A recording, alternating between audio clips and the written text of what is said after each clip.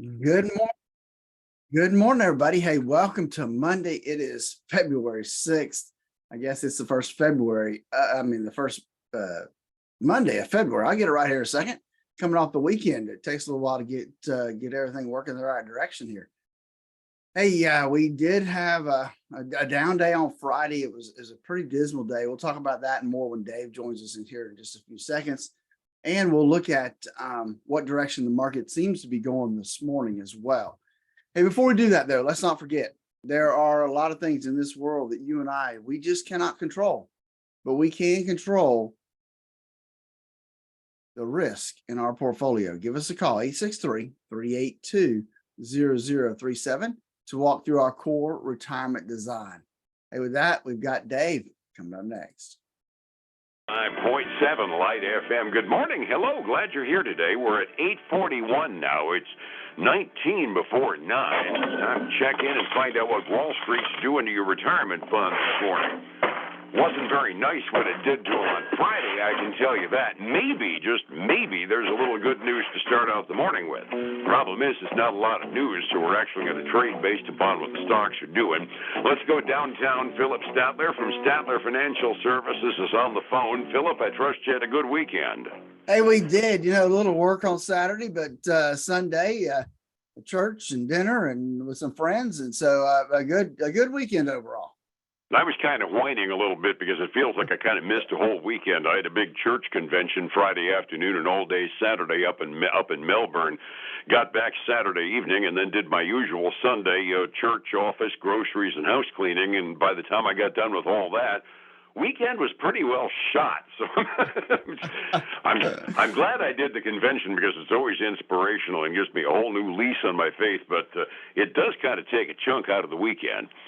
Speaking of the weekend, we went into it with a down day Friday on Wall Street. Boy, did we on the NASDAQ. NASDAQ was down by 1.6% of the close, down 194 points. Dow lost 128, and the Standard & Poor's lost 43. And I wake up to one of my tip sheets this morning cautioning against the fear of missing out syndrome because everything is skyrocketing. I think this kid fell asleep on Friday and filed his Thursday column. What do you think?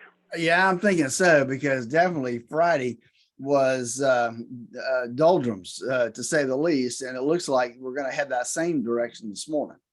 I'm not happy to hear that. I flippantly said when we first got on the phone before going on the air, it's almost like that they kind of read a little deeper into the Federal Reserve decision from earlier in the week. And I think that's probably it, because Paulson did say that he saw signs of disinflation, but he also said absolutely nothing about stopping the interest rate increases. And I was trying to figure out what the sudden enthusiasm was off that press conference.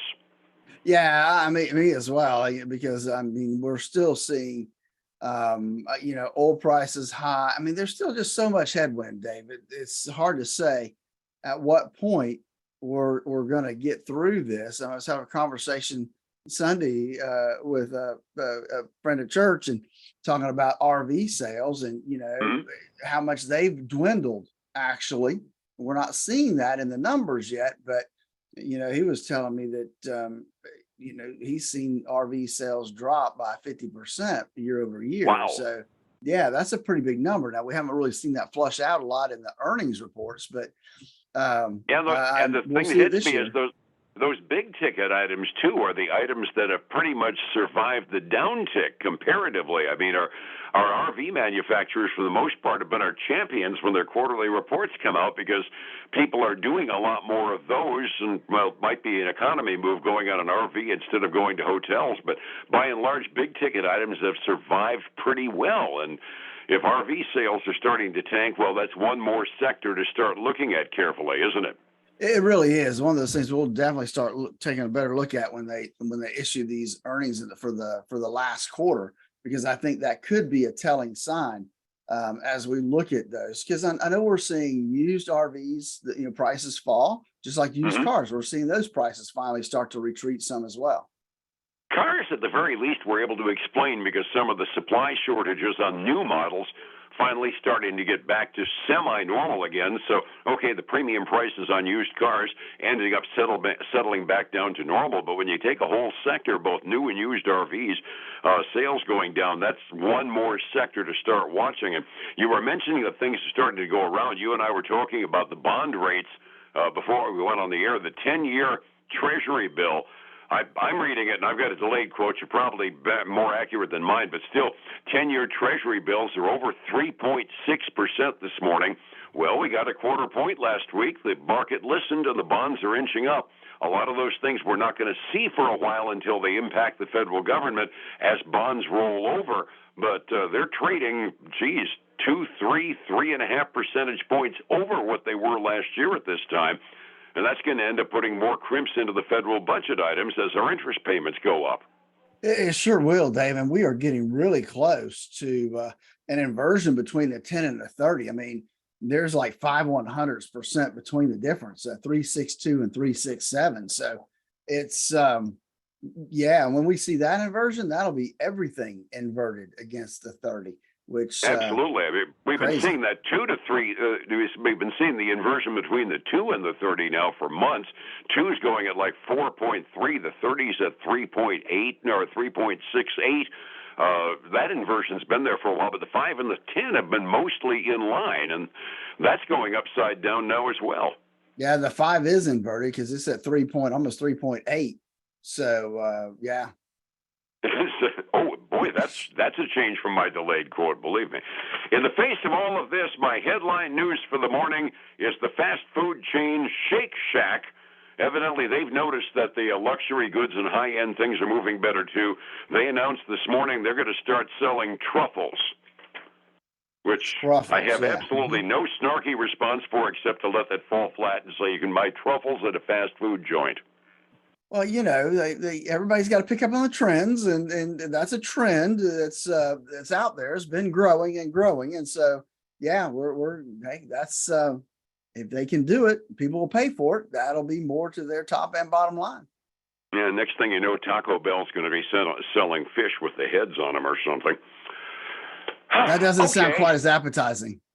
Not to me, but I've got a couple of friends that absolutely love it when they go out and eat Mexican. That's the overall. Things are just generally upside down what they expected to. But I had to share that giggle that the morning brief from one of my tip sheets said that the fear of missing out is taking over. And in fairness, you do have to say, at the very least, the Dow and the S&P, I haven't done the exact math, but I think that they're even pulling out of correction level. We're nowhere near the historic highs. But at the very least, on the blue chip side of the market, we're slowly but surely crawling our way out of the bear market that we were looking at. We're nowhere near out of it yet, but at the very least, the trend is somewhat upward, even though it's been kind of unpleasant for the last couple of days.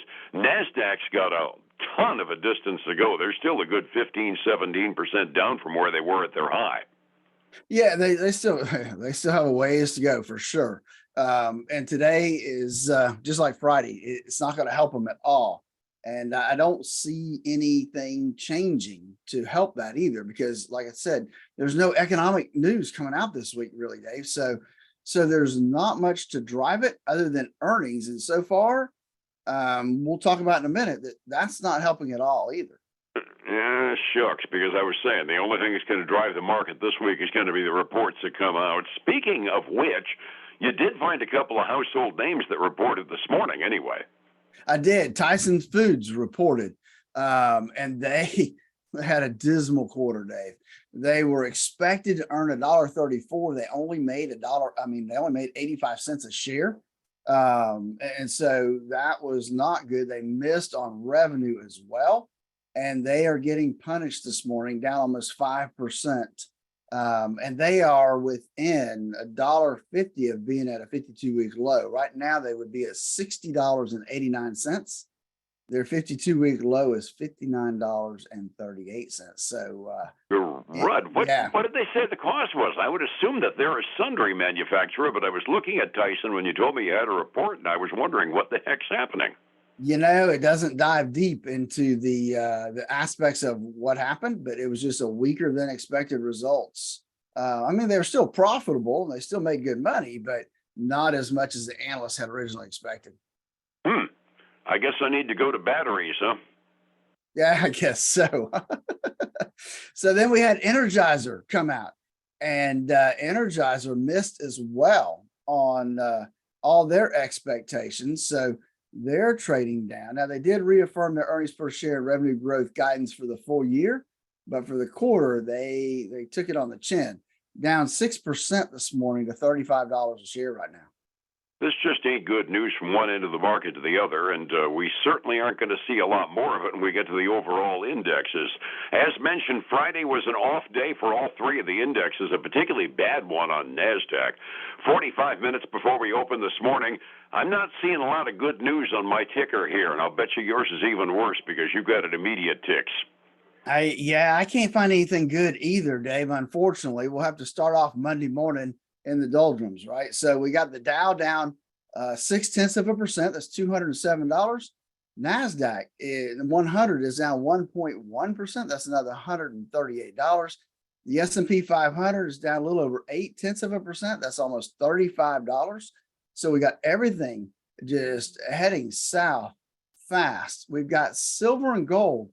Silver is taking a real beating, not so much this morning, but from Friday's close, it's down 0.1%. But Friday, man, it lost again because it's down well below 23. It's at $22.38. And just think, 2 days before that, I think it was at 24 something. So silver is very volatile right now. Gold is taking a big dip too. It's up this morning 0.4, but it's still at 1884, back below 1900 an ounce. Crude oil is up 1%, $74.11 a barrel, which looks to me like it was lower than what it was on Friday. Yeah, I think it was lower than Friday at this time, but I've always said I don't like it when the reasoning is that we're looking at an economic downturn and that's why they're trading crude down. I just soon go down for supply reasons. Overseas markets, we had a mixed bag in Asia, but the trend was decidedly down. Hong Kong at the close this morning, down almost 2 full percentage points. Europe is looking at our futures and saying, yeesh, France and Germany are both down more than 1% midway through their day. I need a plan, figure out how I can retire someday, Phillip. That takes planning in a volatile market like this. How do I find you to put it all together? Yeah, that's exactly why we developed our core retirement design. Give us a call at 863-382-0037 to schedule your core retirement analysis. And then join us this weekend for the Statler Financial Radio Show, 6 a.m. and noon on Saturday, 10 a.m. Sunday morning on Highlands News Talk 730 and 95.3 FM. And back here again tomorrow morning, hopefully with better news than we got to start this morning out. You have a good day, Phillip. All right, you too, my man. Thank you much. It's 105.7 Light FM and Statler Financial Services, Phillip Statler. Hey, everybody, I want to thank you for joining us today. I hope that your week gets started off on the right foot. Join us again tomorrow, same time, same place. Until then, have a great day.